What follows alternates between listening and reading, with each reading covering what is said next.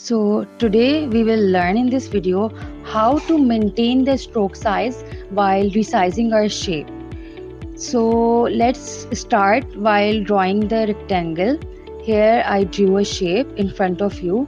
Now I am changing the stroke color to a color which is visible on the screen. I am choosing a light blue one. So now I am increasing the stroke size. You can see here how bold it is, but when I am resizing it to small, you can see how bold it is showing, and when I am resizing it to large, it is showing very thin line. So how to correct it?